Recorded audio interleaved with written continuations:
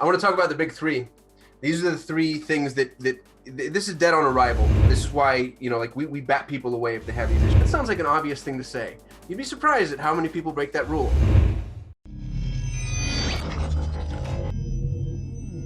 I want to talk about the big three. These are the three things that this is dead on arrival. And this is why, like we bat people away if they have these issues. The very first one is it's a big, broad bucket, and it's not fair of me, but it's hard to put everything in it. If your website is broken, don't drive traffic to it. That sounds like an obvious thing to say. You'd be surprised at how many people break that rule. You want to walk through your website, and we have a diagnostic test that will help you figure out. There are people on Fiverr that will help you do this. You can get your mom to help you if you want to. Make sure that your website doesn't have any glaring issues. Your menu, when somebody clicks on a menu button, it actually brings them to wherever it is that they're asking to go. If they try to put a product in the cart, the product actually lands in the cart, and they can check out all the way through beyond paying for the product, etc. Walk through the quality assurance facets of your website. Do this regularly. There's something called code degradation. I don't really know what that means, but I know that my web developers tell me it. And your website can just break. It happens with theme updates, hosting updates, server changes.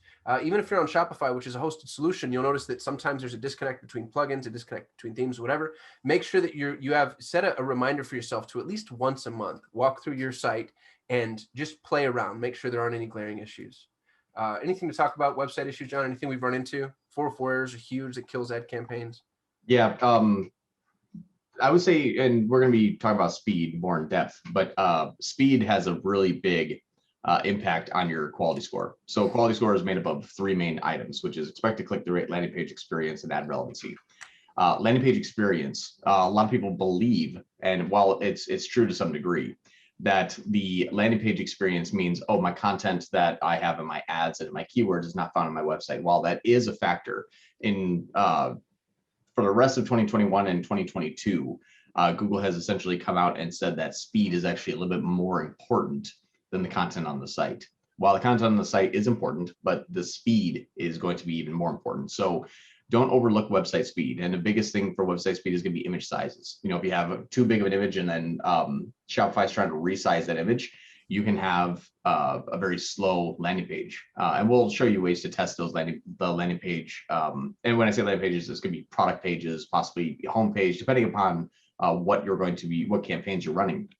But landing page speed is a huge issue. We've helped save clients because we've done everything that we can in Google. I'm like, let's work on that page speed. All of a sudden, quality score increases, your cost per click goes down, you get more visitors for the same ad spend, and all of a sudden you make more sales, and they're able to navigate your site quickly.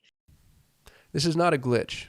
I'm interrupting the video you're watching because I want to remind you that we provide done-for-you Google Ads services. We're the #1 ranked Google Ads agency on the planet with almost $100 million in ad spend under management. If you're an entrepreneur, business owner, C-level exec, director of marketing, and you're managing your own Google Ads, I think that's a massively inefficient use of your time. As a matter of fact, in my experience, within 90 days, we're able to optimize existing campaigns to a point to where we're paying for ourselves. We move from being a cost center to a profit center, and I want to put my time and my money where my mouth is. If you're spending $10,000 a month or more in Google Ads, I want to offer you a free, no obligation action plan. A high-level member of my team, one of our strategists, will look at your account, open the hood, and do a full diagnostic and explain everything that we would recommend that you change in order to optimize your campaigns. You can take that, do it yourself, you can hand it to an internal member of your team, or in an ideal world, you can hire us. I'd love the opportunity to earn your business. Please go to sol8.com. That's sol8.com. Request your free action plan. Until then, back to your regularly scheduled program. So speed is, if you were saying like website issues and errors, those can be overcome, and you can still get good sales from your website. Mobile engagement, obviously really important, but website speed is, if your website isn't as fast, you can't get to the issues and errors or mobile engagement before speed, because speed is at that barrier to entry. So in a hierarchy of importance, going top down from level of priority, website speed should be the #1 thing that you want to look at. A bad website speed is going to impact the ability for a mobile device to engage, because speed exacerbates when you're on a smaller device with a lower connection. Mm-hmm. So for mobile, and what do you think the average is now, John? It used to be 60% of your traffic is mobile. It's got to be higher. It says 65, 66 is what the average is. I keep looking at it. I'm expecting it to change, but for whatever reason, computer's still there. Yeah, well, it's still Like, significant. And it's funny because people build websites on a computer and they test websites on a computer. And then the very last thing we do is just go check it out on the phone real quick, briefly before we go live. You want to go for a mobile first paradigm. Make sure that your website is very mobile friendly, because you're going to notice that helps improve engagement. I've noticed as well with higher ticket items, and this is mildly anecdotal, but even if your purchases aren't necessarily happening on mobile, if they're happening on desktop, the research is happening on mobile.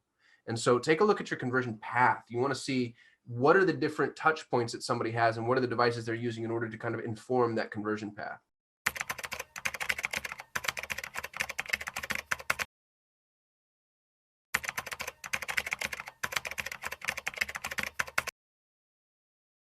It's Carson with the Daily Google News, and I'm so excited today because I'm going to talk to somebody who's quite a bit smarter than I am.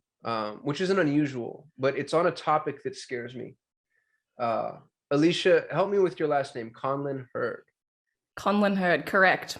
It's prettier when you say it.